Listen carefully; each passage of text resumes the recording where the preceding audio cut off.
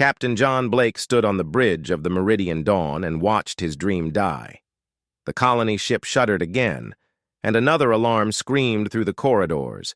12,000 people depended on him, and he was failing them all. "Engine core is gone, sir," the young officer reported. His voice shook. "We're dead in space." John closed his eyes. They were 3 months from the nearest human outpost, drifting in a region of space no one ever visited. The ship's systems were failing one by one. Life support would last maybe 2 weeks. Then everyone aboard would suffocate in the cold dark of space. Dr. Lisa Morgan appeared at his side. The medical officer's face was pale. "Captain, we have another problem. The engine failure released radiation into the lower decks. 20 children are sick. Without proper medicine, they'll die in days." John felt his chest tighten. This was supposed to be humanity's great adventure, Earth's first real colony ship, carrying families to a new world. Now it would become humanity's first mass grave in space. "Send out the distress signal on all frequencies," he ordered quietly. "Maybe someone will hear us."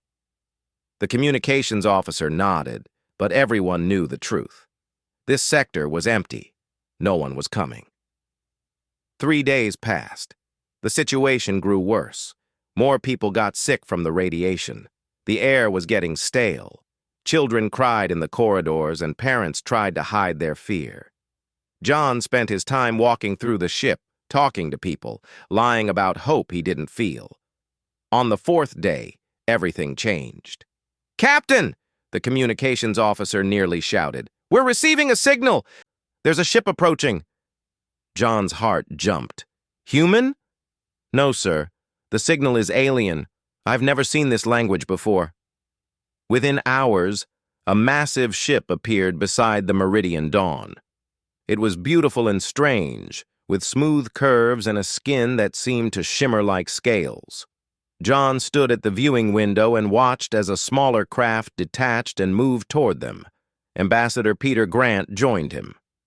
The diplomat was an older man who had spent years studying the few alien species humanity knew about.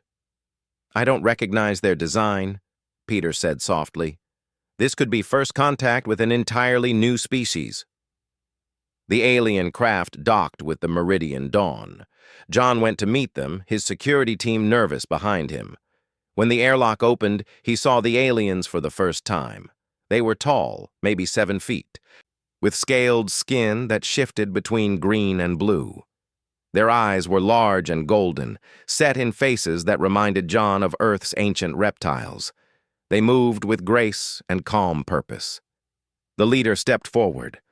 A device on his chest spoke in accented but clear English. "I am Captain Soreth of the Vakreen people. Your ship is dying. Your people need help."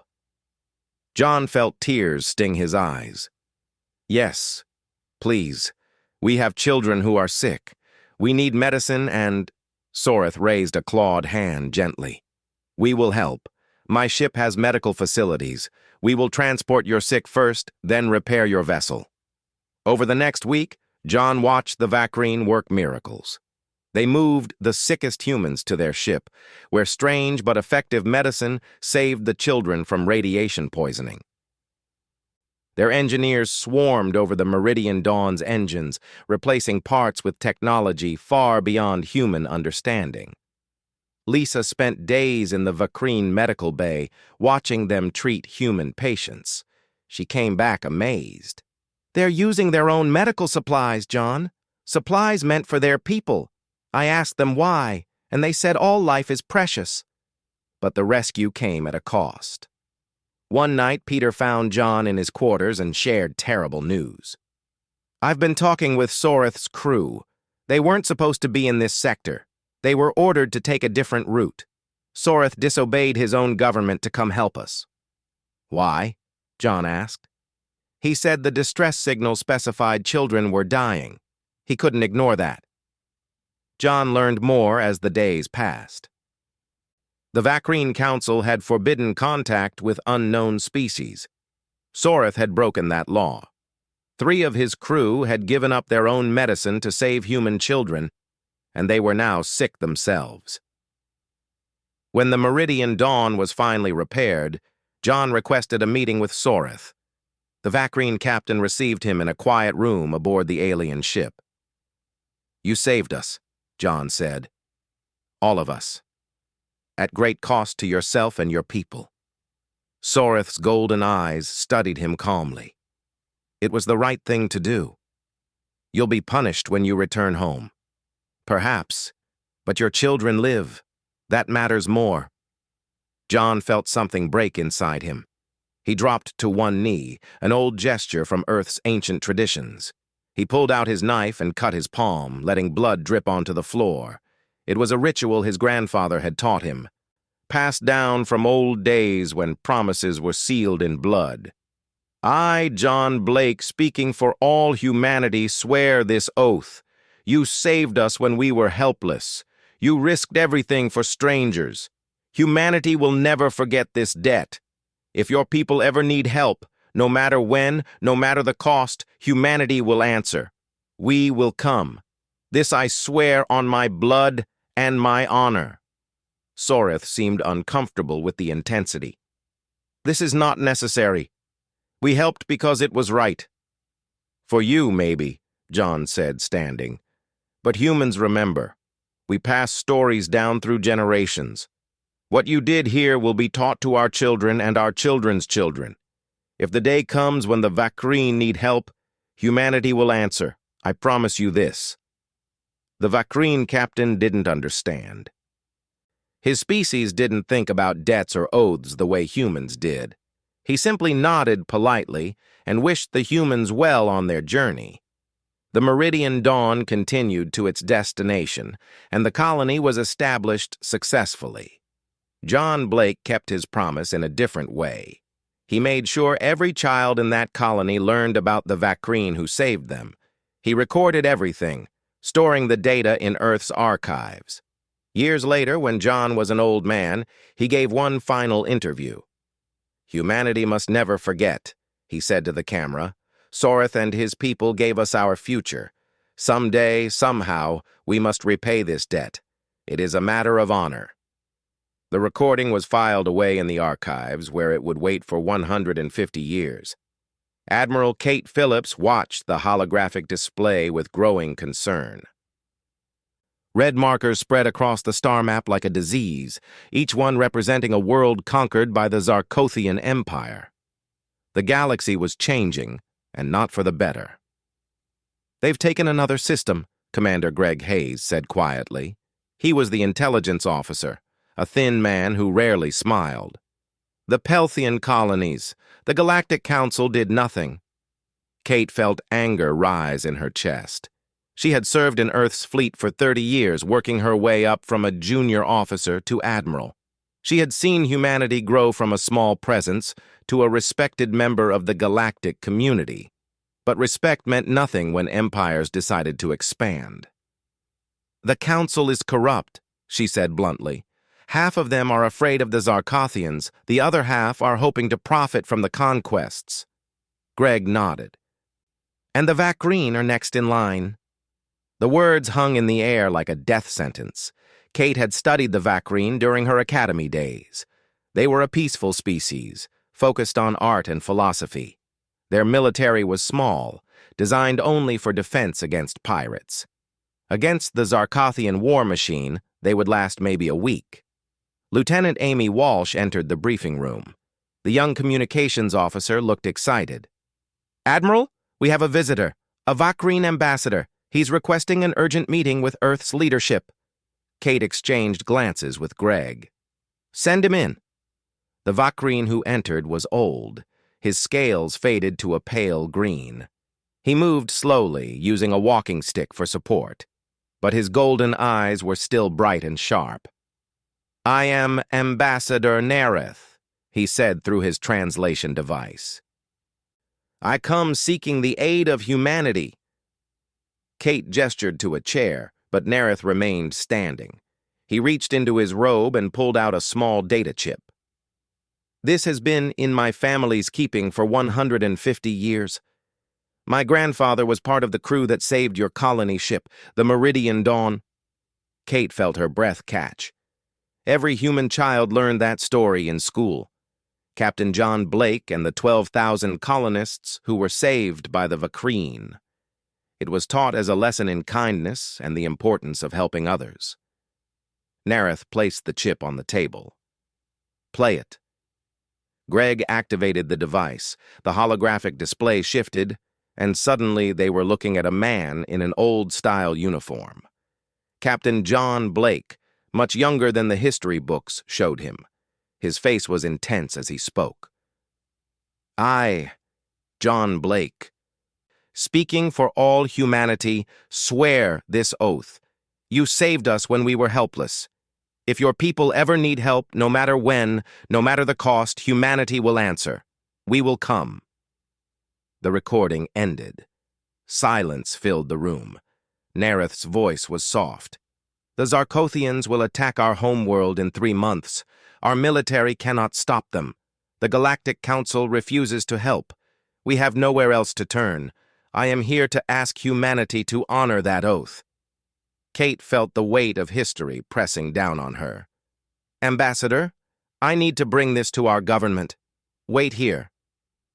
Within hours, the Colonial Assembly was in emergency session. Senator Dan Cooper, the head of the assembly, looked tired as he reviewed the recording again. The chamber was full of representatives from every human colony, all arguing at once. We can't go to war over this, one senator shouted. The Zarkothians have allies. We could end up fighting half the galaxy. But we gave our word, another argued. Blake made a promise on behalf of all humanity. Dan Cooper raised his hand for silence. He was an older man, respected for his wisdom and fairness. Let me be clear about what we're discussing. If we honor this oath, we will be committing to a war that could cost millions of human lives. Our economy will suffer. Our colonies will be at risk. This is not a small decision. But if we don't honor it, Kate said from her position at the witness table, what does that say about humanity? Blake's promise has been taught in our schools for generations. Children learn about it as an example of human honor. If we break our word now, what are we? The chamber erupted into debate again. Kate watched senators argue, saw the fear and doubt on their faces. She understood. War was terrible. No one wanted it. But some things mattered more than safety. Greg leaned close to her. Do you think they'll vote yes? I don't know, Kate admitted. But I hope so. Senator Cooper finally called for order. We will vote. But first, I want everyone to remember something. Our ancestors came to space as dreamers and explorers. They made mistakes, yes, but they also believed in something important. They believed that humans keep their promises. They believed that honor matters. If we abandon that belief now, we lose what makes us human. The vote took hours. Representatives from the outer colonies worried about defense. Military advisors warned about casualties. Economic experts talked about the cost. But slowly, the votes came in. When it was done, Dan Cooper stood and faced the chamber. By a vote of 68 to 42, humanity will honor the oath of Captain John Blake. We will aid the Vakreen people. Kate felt relief and fear at the same time. They had made the right choice, but now came the hard part. Fighting a war against an empire that had conquered dozens of worlds. Ambassador Nareth was brought back into the chamber. The old Vakreen looked at the gathered humans with tears in his golden eyes. Thank you, he whispered. You cannot know what this means to my people. Dan Cooper approached him. We may not be able to win this war. We're not the strongest military in the galaxy, but we will try, because we gave our word. Nareth shook his head. You don't understand.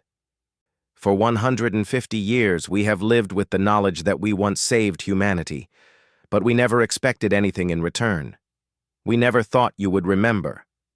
The fact that you do, that you're willing to fight for us, That means more than victory or defeat. Kate left the chamber and went directly to fleet headquarters. There was work to do, ships to prepare, crews to train, strategies to plan. She activated her communication console and sent out orders to every human military installation in the galaxy. All fleet commanders, this is Admiral Phillips. Begin immediate mobilization. We are going to war. Across human space, the message was received. On Mars, ships began launching from orbital docks. On the outer colonies, reserve forces were called up. In the asteroid factories, production shifted to military equipment.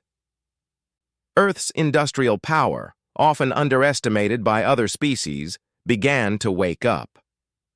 In the Galactic Council chambers, news of humanity's decision spread quickly. Some species were shocked, others were confused. The Zarkothian ambassador laughed openly. The humans will fight for the Vakreen? How sentimental! How foolish! We will crush them both. But on a small farming colony at the edge of human space, an old woman heard the news and smiled. She had been a child on the Meridian Dawn, one of those saved by the Vakreen. She called her grandchildren to her and told them the story again, the way her parents had told her. "This is what it means to be human," she said. "We remember. We honor our debts. And we never abandon our friends." The galaxy was about to learn that lesson the hard way. Fleet Admiral Ryan Cross stood in the command center and watched humanity prepare for war. The display showed every human colony, every shipyard, every military base. All of them were working at maximum capacity. He had never seen anything like it. "Report," he ordered. Director Nicole Barnes stepped forward. She ran Colonial Defense Industries, the organization responsible for building human military equipment. "Sir, we've converted 70% of civilian production to military use. The shipyards are working around the clock. We're producing ships faster than we can crew them." Ryan nodded. "And the crews? Volunteers are overwhelming our recruitment centers. We're having to turn people away." Nicole's voice held a note of wonder. "I've never seen unity like this. Every colony is contributing. Rich worlds and poor worlds, old colonies and new ones. Everyone wants to help." Captain Steve Miller entered the command center. He was younger than Ryan, but already had a reputation as one of humanity's best ship commanders. His new vessel, the Dreadnought Vengeance, was the most powerful ship humans had ever built. "Admiral, the Vengeance is ready for deployment," Steve reported. "Full weapons load, crew at 100% efficiency." "Good. You'll be leading the Vanguard when we reach Vakreen space." Ryan studied the younger man. "Are you ready for this?" Steve met his eyes. "My grandmother was on the Meridian Dawn. She was one of the sick children the Vakreen saved. So yes, sir. I'm ready." That was the pattern Ryan kept seeing. So many of the volunteers had connections to that old colony ship, children and grandchildren of survivors. The oath of John Blake had become part of human culture, and now people were willing to die to honor it. Commander Greg Hayes appeared on the communication screen. He was still coordinating intelligence operations. "Admiral, I have an update on the Zarkothian forces. It's not good news." "Tell me." "Their fleet is 3 times larger than we estimated. They have 80 capital ships, maybe 200 support vessels, and thousands of fighters. Our initial projections were way off." The command center went quiet. Everyone understood what that meant. The odds had just gone from difficult to nearly impossible. Ryan felt the weight of command settle on his shoulders. Thousands of humans would die in this fight. Maybe tens of thousands, and they might still lose. He could call it off. No one would blame him. The enemy was just too strong. But then he thought about John Blake, kneeling on an alien ship, making a promise that would echo through generations. He thought about the Vakreen who had risked everything to save strangers. He thought about what it meant to be human. "We proceed as planned," Ryan said firmly. Send out the mobilization orders to all fleets. We leave for Vakrine space in 1 week. News of the decision spread quickly. The Galactic Council held an emergency session. Ryan was called to testify via holographic link. The council chamber was massive, with representatives from hundreds of species. The council leader, a floating gas being named Vorthix, addressed him. Admiral Cross, the council wishes to warn humanity against this reckless action. The Zarkothian Empire is powerful. Your intervention will be seen as an act of war against them and their allies. Ryan stood straight. The Vakrine saved 12,000 human lives 150 years ago. They asked nothing in return. Now they need our help. Humanity will not abandon them. This is about an old debt? Another council member laughed. You would risk your entire species for sentiment? We would risk everything for honor, Ryan replied. Perhaps your species have forgotten what that means. The council erupted in angry protests. Vorthix tried to restore order. Humanity, you must understand. The Zarkothians will destroy you. Your technology is inferior. Your numbers are smaller. This is suicide. Ryan allowed himself a small smile. Maybe. But here's something you should know about humans. We're very good at impossible fights, and we're even better at keeping our promises. He ended the transmission. Let them talk. The decision was made. On Earth, the mobilization continued. Chief Engineer Laura Kent worked in the Weapons Development Lab, barely sleeping. She and her team had been designing new weapons based on captured alien technology. Nothing that violated galactic law but creative interpretations of existing designs. We can't match their firepower, Laura explained to her team. So we need to be smarter, faster, more unpredictable. Think asymmetric warfare. Her team developed virus programs that could infect enemy ship systems. They designed missiles that looked disabled but would suddenly activate. They created false signal generators that would make one human ship look like 10. Every trick, every advantage they could find. Across human space, families said goodbye to their loved ones. At recruitment centers, parents hugged children who were old enough to serve. Couples exchanged promises to return safely, knowing they might not be able to keep them. An old man named Henry approached a recruitment officer. He looked to be in his 70s, too old for military service. I want to volunteer, he said. The officer was kind but firm. Sir, you're past the age limit. We can't. I was there, Henry interrupted. On the Meridian Dawn, I was 8 years old when the engines failed. I was one of the sick children. The Vakrine gave me medicine that saved my life. A Vakrine medic sat with me for 3 days, making sure I survived. His voice shook. I have to go. I have to help them. The officer looked at him for a long moment. Then she nodded. We need engineers and support staff. Can you work on a ship? Henry's face broke into a smile. Yes, I can. Stories like that became common. The mobilization wasn't just military. Civilian ships volunteered to carry supplies. Doctors and nurses signed up for combat medical duty. Even children in schools collected supplies for the troops. Ambassador Nareth watched it all with amazement.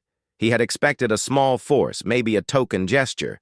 Instead, he was seeing an entire civilization preparing for war. He sent regular reports back to his homeworld, and each one spoke of his growing wonder at human dedication.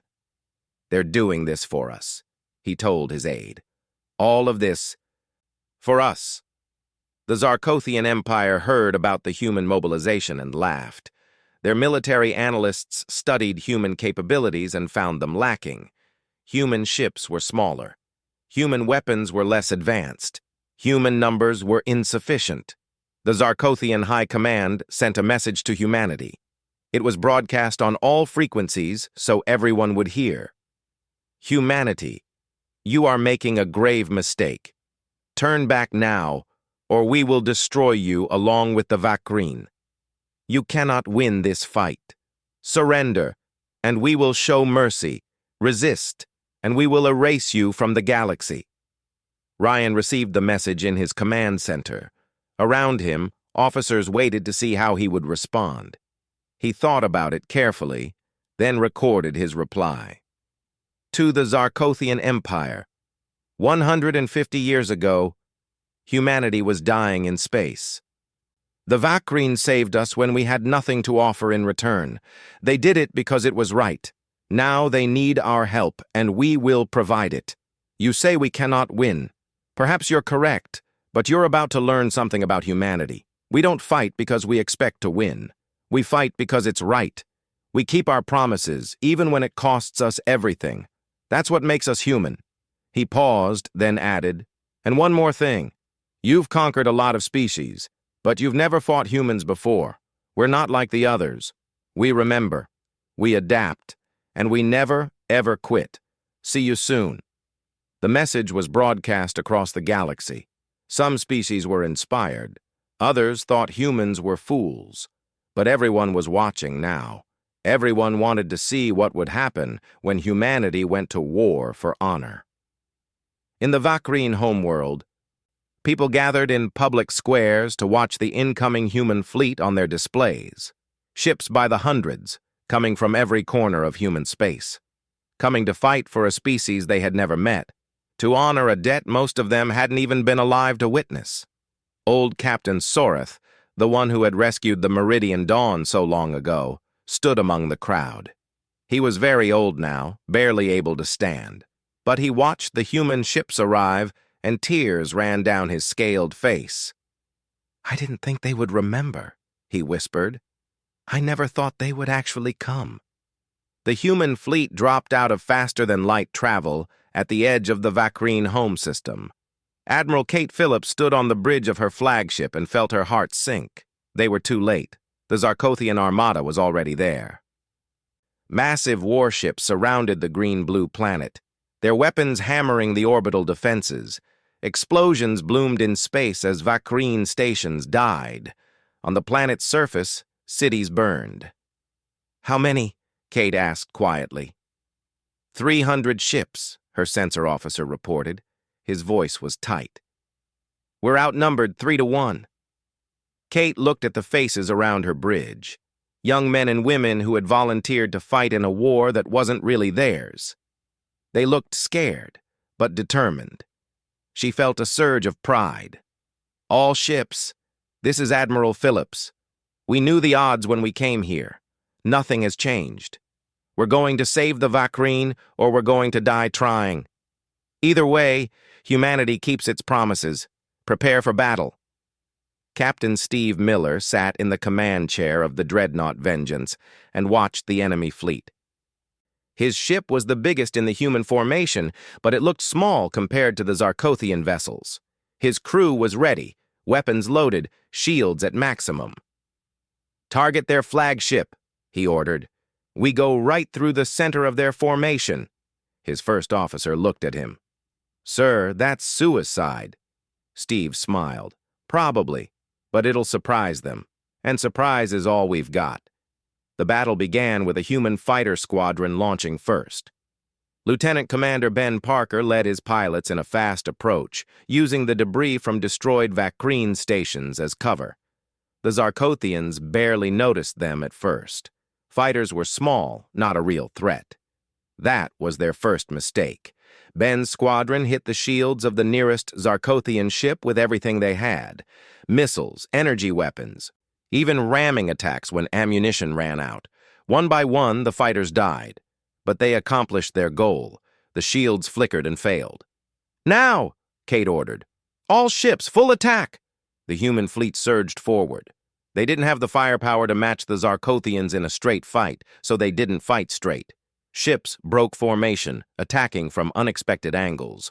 They used the planet's gravity to slingshot around and hit enemies from behind. They fired, then retreated, then fired again from a different position.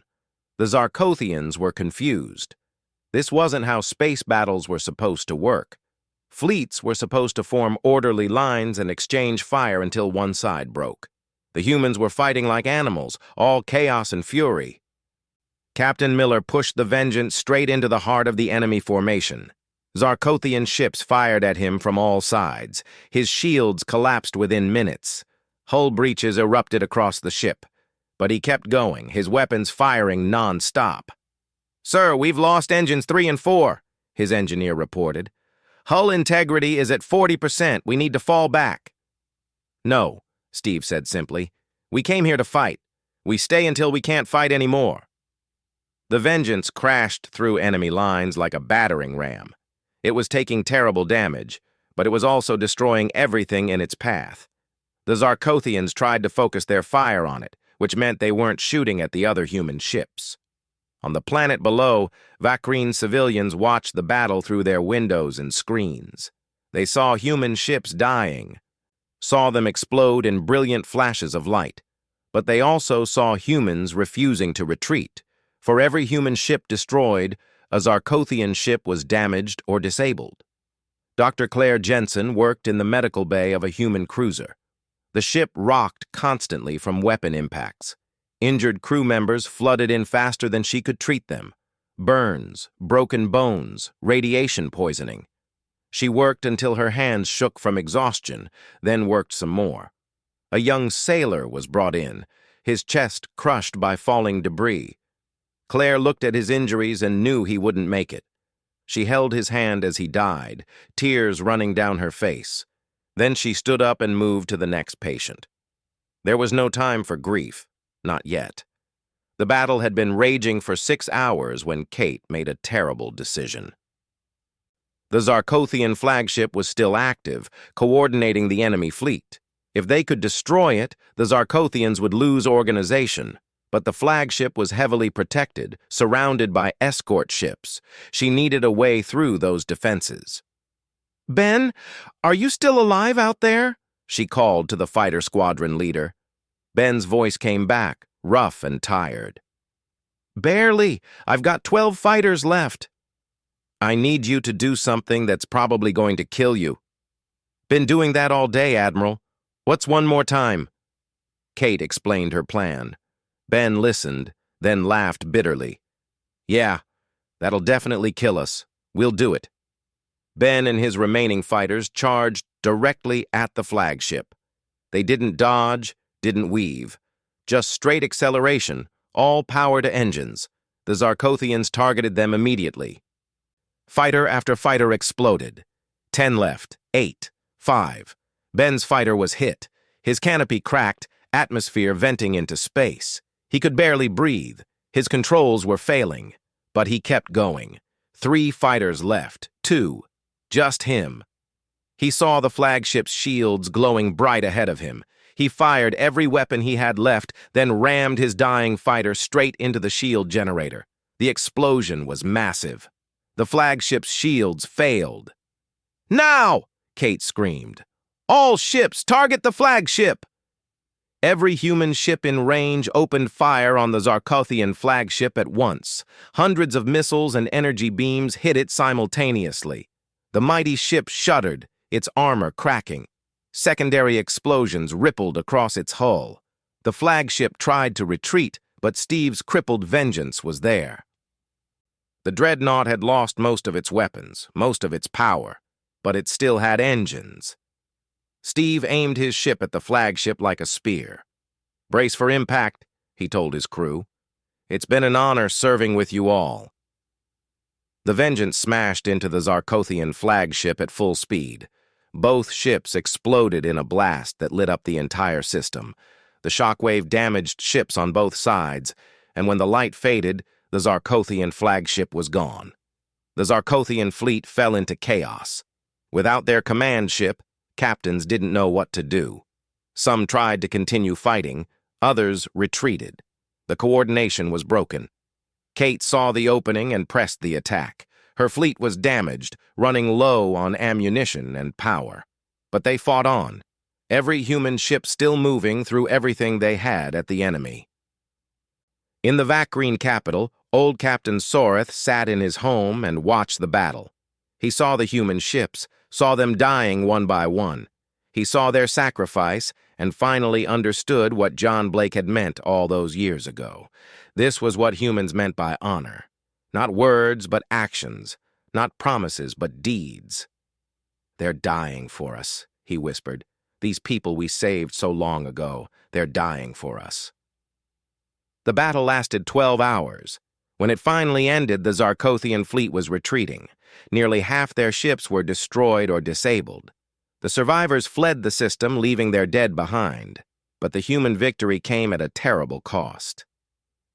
Kate looked at her casualty reports and felt sick. 40% of the fleet was gone. Thousands of humans dead. Tens of thousands injured. Ships that would never fly again drifted as wreckage in orbit. The Vengeance was gone. Captain Steve Miller was dead. Ben Parker and his fighter squadron were dead. So many others. Names and faces Kate would remember for the rest of her life. But the Vakreen homeworld was safe. The people below were alive. The promise had been kept. Kate opened a channel to the planet. Her voice was tired, heavy with grief.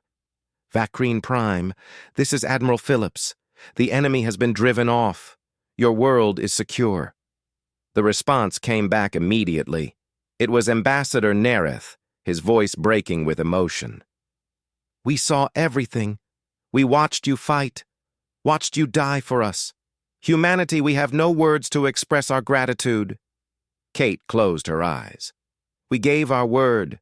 Humans keep their promises, no matter the cost." Below on the planet, millions of Vakreens stood in silence, watching the human ships in orbit, ships that had saved them at such terrible cost. They didn't celebrate. They mourned, because they understood now what it meant when humans remembered a favor owed. The galaxy had indeed quaked. The memorial stood in the center of the Vakreen capital.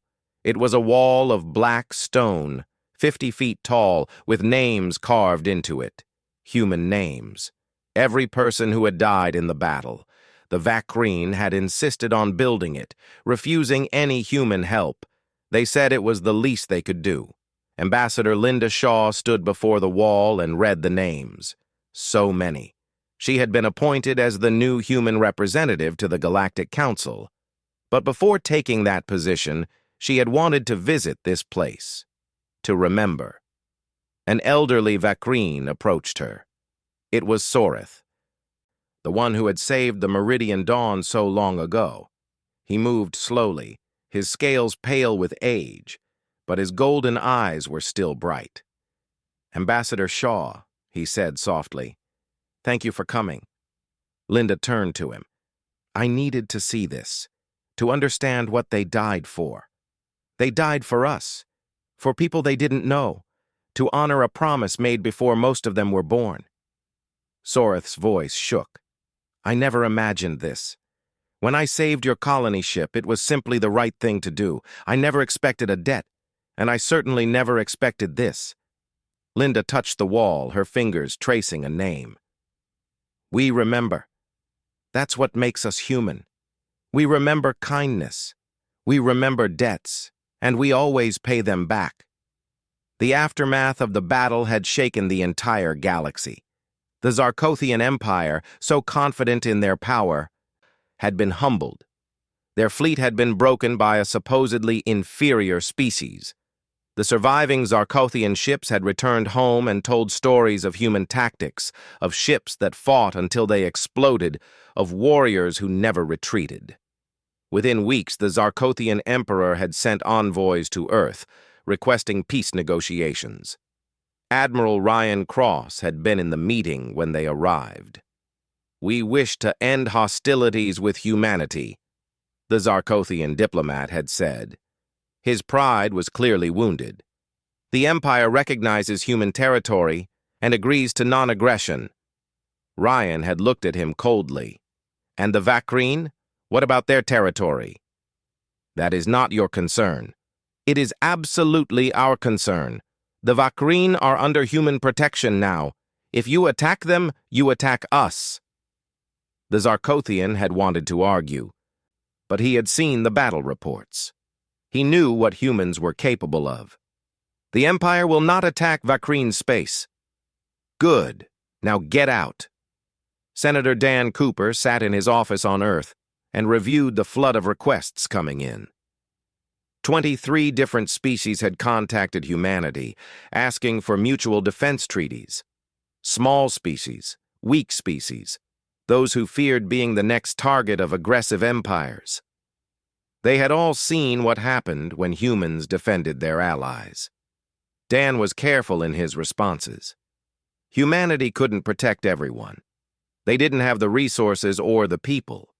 But he made sure every species understood that humanity valued loyalty and honor. Those who were true friends would find humanity to be a steadfast ally. The Galactic Council had changed too. Linda's first appearance before the Council had been memorable. The chamber had been full, every species wanting to see the human representative who came after such a dramatic victory. Vorthix, the council leader, had addressed her formally. Ambassador Shaw, the council wishes to acknowledge humanity's actions in the Vakrine system. You defended a member species against aggression. This is commendable. Linda had stood before them all, composed and confident. Thank you. But I want to make something clear to this council. Humanity didn't fight that battle because it was politically convenient. We didn't fight it because we expected rewards or favors. We fought because we gave our word 150 years ago. We fought because the Vakrine saved us when we had nothing to offer in return. She paused, looking around the chamber. I've studied the history of this council. I've seen how often promises are broken for convenience, how often the weak are abandoned because protecting them is difficult. That's not how humanity operates. When we give our word, we keep it. When someone helps us, we remember. And when our friends are in danger, we fight. The chamber had been silent. Then Linda had continued. You called humanity reckless for defending the Vakrine. You said we were foolish to honor an old debt. But let me ask you this. How many species in this chamber would others fight for? How many of you have allies who would risk everything to protect you? Because the Vakrine do. They have humanity. And that's worth more than all your political calculations. The speech had been broadcast across the galaxy. It became famous, repeated, and discussed. Some species criticized it as arrogant. Others saw it as refreshing honesty. But everyone understood the message. Humanity was different. On Earth, the families of the fallen received honors and support. The government had established funds for their care. Monuments were built in every major city. The names of the dead were taught in schools, just as John Blake's oath had been taught for generations. An old woman visited one of these monuments. Her name was Helen, and her grandson had died on the Vengeance. She placed flowers at the base of the monument and read his name carved in stone. Tears ran down her face, but she also felt pride. Her grandson had died for something meaningful. He had died to keep humanity's word. I hope it was worth it, she whispered. Behind her, a young Vakrine stepped forward.